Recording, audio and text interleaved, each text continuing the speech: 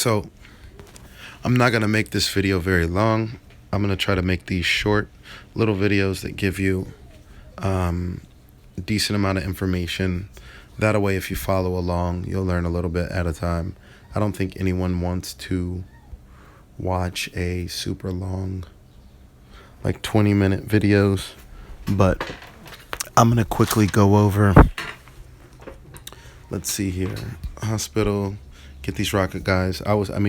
Super early, plundering, attacking people's strongholds, really powerful. No one's got a strong defense, and a lot of players don't do that, and that is what you need to do early on. You see my focus for research. It's going to go into my most important unit. I don't have level 3 yet. I can't do more researching there, so I'm going to go to my second most important unit with the strategy I've decided to go with in this early game. So I'm going to get that going. Usually I just queue these up, but I didn't have the elixir at the time. So, we got a little bit of rare resources here. Queue up a few more. Most important guys first. Don't want to hit the silver cap. And we don't have enough for those guys. So, moving on. I'm going to go into some more advanced tactics, setups, and strategies for, say, for instance, Dwarf. All the factions, really, but I'm going to primarily focus on Dwarf because I don't think they get enough love or attention, and I don't think players know how to play them. Players think they are the weakest race. It is true they have huge disadvantages over the other races, but Dwarf can be the most powerful. Early game, they're definitely the most powerful, and later in the game, they can still be super powerful. It's just about staying ahead. Always prioritize your castle level and what unit formations, what unit compositions do you use. So, do I have anything to do on this map really quick? I guess I could check out Davos, but yeah, let's do that really quick and then we'll end the video. Some pointers that I have for you guys that are super important. I'm going to cover them really fast, but in future videos, I will go into depth with these things to make sure that you are doing these things and you will always be strong on your server. If you do these things from the beginning and stick to them no matter what, you will definitely be one of the strongest players by the mid and probably by the late game, definitely, but probably mid game as well. Always prioritize building your castle first above all other things. Secondly is your production buildings. So, and not just any production buildings, your primary focus. If you look at my research here, my primary focus is on my riflemen, and then secondly, my miners. So, when I have options to build things, notice that this mech workshop is still there. The camp, which builds my rocketeers, is still there. It's not a priority. I must level up my castle above everything else first, always. Secondly is going to be my gun range that builds my snipers.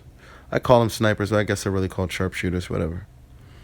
And thirdly is going to be my miner hut that builds my miners. Technicians are the silver ones. That is the order in which I'm building. Castle, then production buildings. And then if I do not have enough of this prosperity to upgrade my castle, I have to build some other buildings. So I'm going to do my production buildings. And then if I've already built those or I cannot build those at the time because there is no higher level production building to build, the next priority is my wall. Now, walls aren't that important if you have a super good garrison, but I prioritize wall as like a secondary thing, just because the more defense, the better.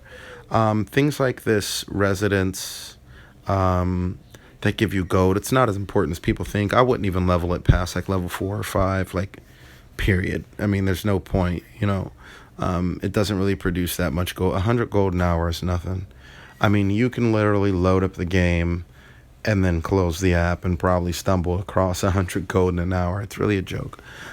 Same goes for the sawmill. Even though wood's important, it's not. I mean, over time, I mean, it's more than 100, right? Like that adds 100 to what the building already does. But basically, these three buildings, the one for your gold, your wood, and your mana, they're minuscule in importance. Things like your warehouse, I barely upgrade. When I start getting to the point where my resources are really high and I'm way over the limit, I'll probably stick an upgrade into it.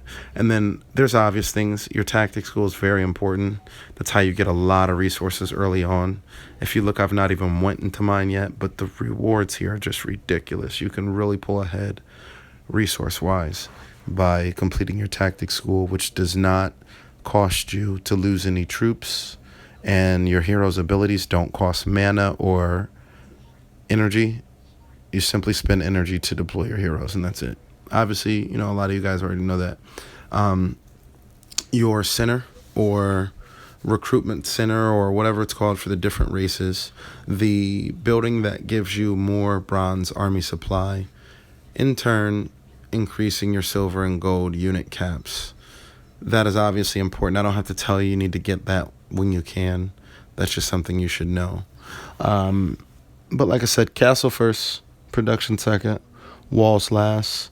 When it comes to your research and deciding what type of units you want to build, you need to know that rubies are common.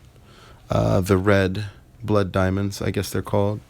The crystals are the second rarest. And then the mithril is the rarest. Even though it looks like I have a lot right now, it's only because I have not built a single unit that costs mithril. Speaking of building units, you want to make sure you have a main unit, a second main, and then a third or like special unit that you prioritize.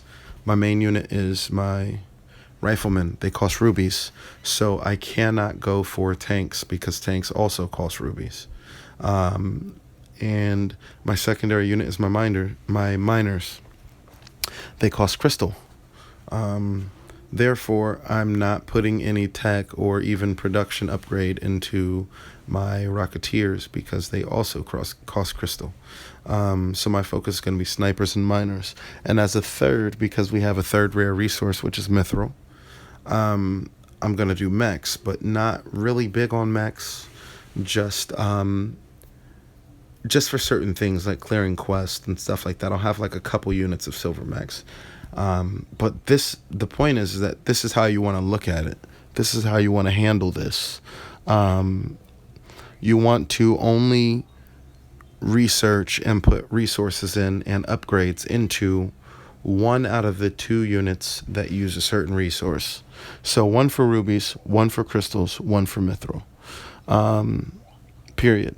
And another pointer, upgrades that cost wood, like this, costed wood, they're very bad because wood is very important. It might seem like you have a lot of wood in the beginning, but as time goes on, wood becomes the most important resource other than, obviously like energy potions.